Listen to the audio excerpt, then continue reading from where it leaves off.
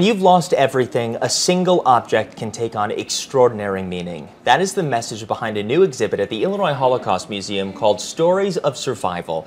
And joining us now from the museum is Shoshana Buchholz-Miller, and she's joined by third-generation survivor of the Armenian genocide, Mark Agulian. And thank you guys both so much for being here today. We really appreciate you coming on. Thank you for having us. Yeah. So tell me about this new exhibit that opened just this week.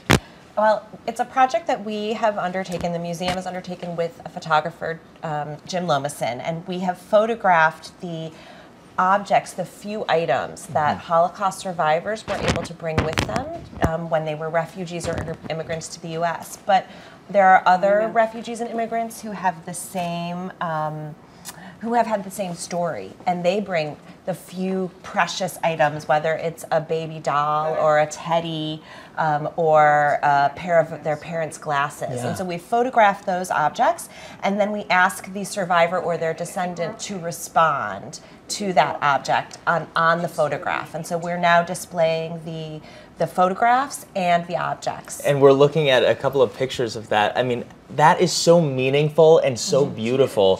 What has the reaction been? And Mark, you were there for the opening. What was your reaction to this? It was wonderful. I mean, it's these are objects that are, you know, like all of various genocides, and the objects are representative of all these things that were lost, the communities that were lost, the people that were lost, and it's really moving. It is, absolutely. Yeah. Shoshana, what do you want people to take away from this when they come and visit? What do you want them to be able to bring back into the world?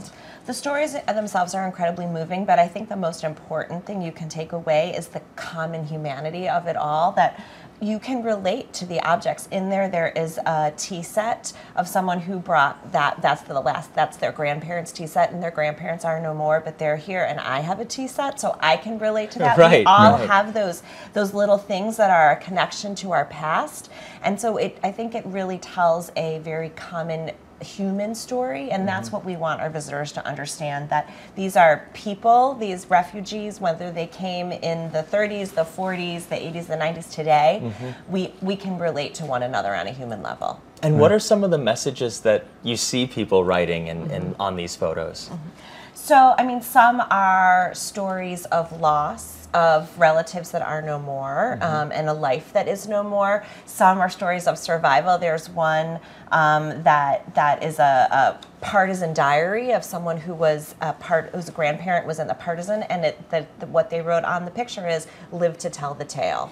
And so some are sad, and some are incredibly inspiring as well. That's incredible. Well, we wish you guys the best of luck with the exhibit, and we can't wait for so many people to come and be able to take that out into the world, because I think that's the most important part, that common humanity. Yes, we do too. Thank you. Thank you guys so much for coming in. We appreciate it. These Stories of Survival is now open at the Illinois Holocaust Museum in Skokie and runs through January 13th.